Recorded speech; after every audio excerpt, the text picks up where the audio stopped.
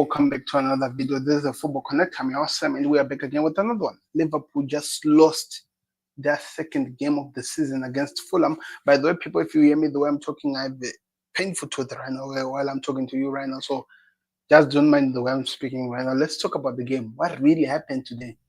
Liverpool lost their second game of the day, and what a shock of a game we were watching. What an embarrassing game we were watching from the LFC team. What they were doing, what they were showing, how they were fighting in the game. There was no any heart in this game. Whatever they show us, you can never come in and say this team actually tried to play like they meant, like they wanted to win the game. This was not a team that had even the fee. That wanted to express themselves. They did not show like they wanted to express themselves. They were just a team that was there in the field, trying to make things work and just trying to remain in the game. And that's never a good thing. Whenever you're watching games, that's never a good thing. You need your team to fight to the very end. You need your team to show the heart, to show the hunger. Of course, we know we've already won the title. I know it's already done. It's clearly it's done. It's only about a matter of time. But also on top of that, you need to show something that the team can hold on to. You need to give us something to show that, okay, we are the champions. We deserve to be where we are, and we are going to win the league. The problem I had today, the boys were not fighting. The defensive line, I have culprits that I'm going to try to mention in this video, who were in a this was the shock of the season, and a lot of things have to be changed. And I have a problem with Arne Slot's decisions as well. Why is he holding on to players who are not giving their all in the field?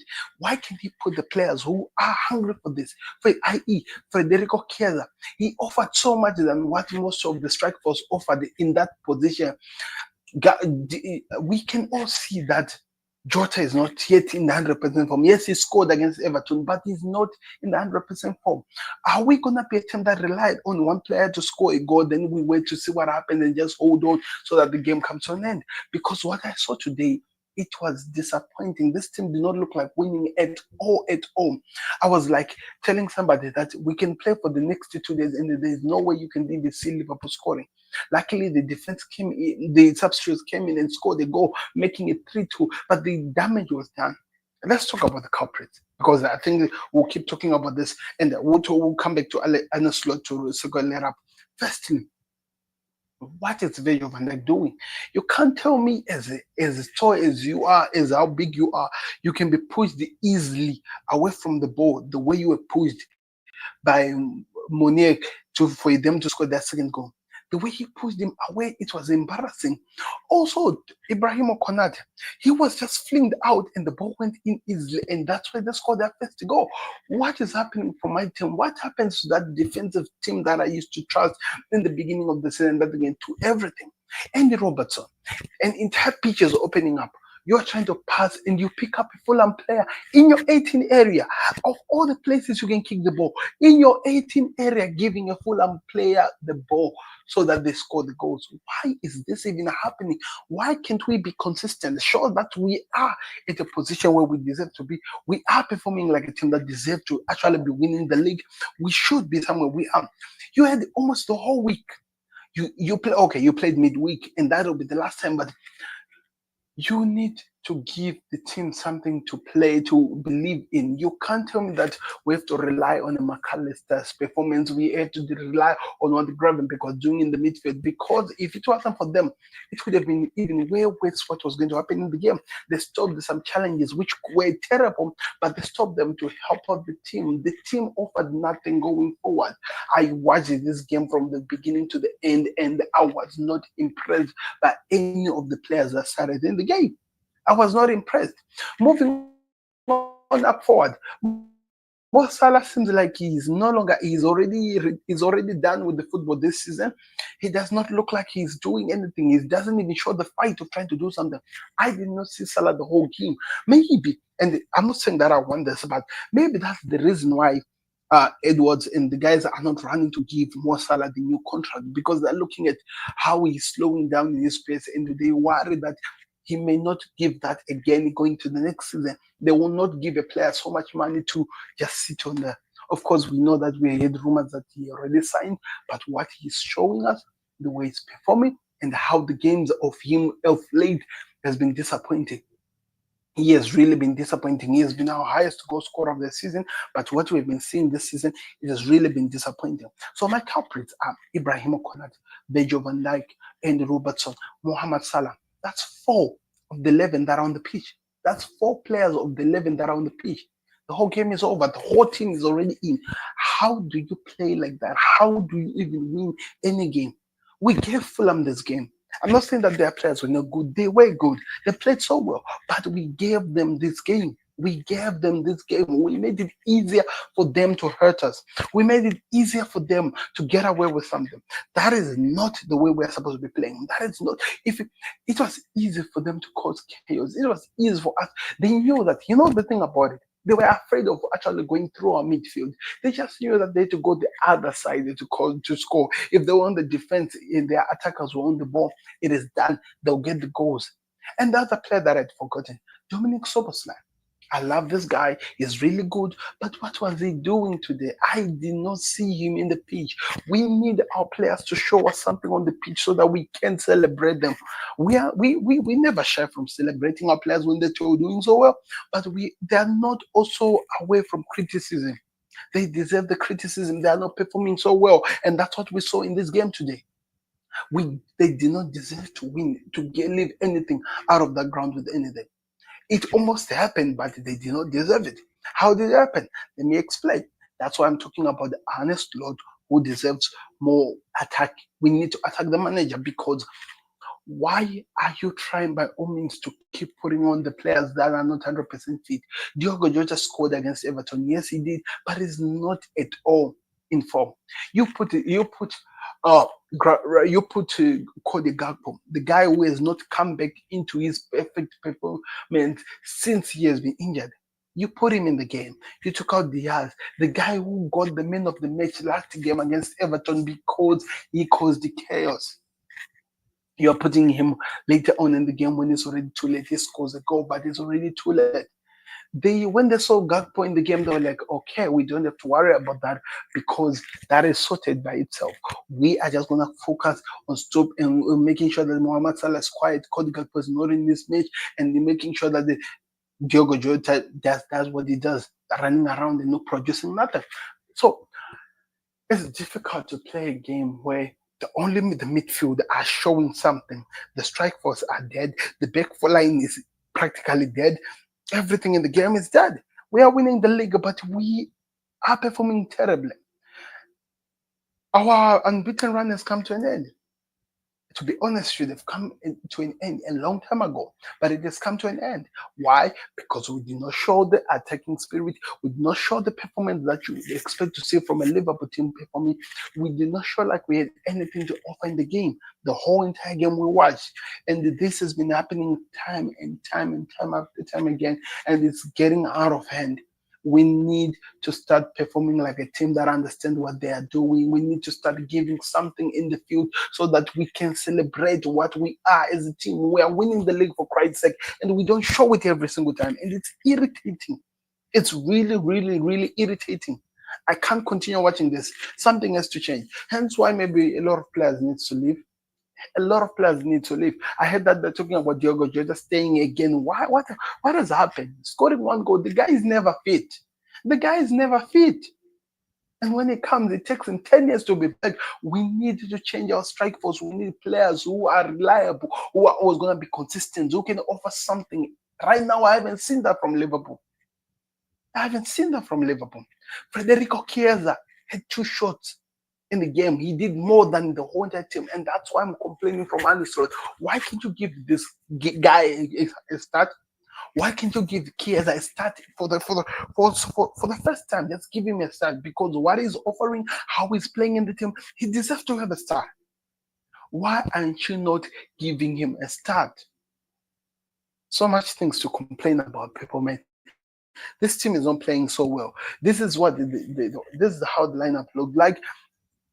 This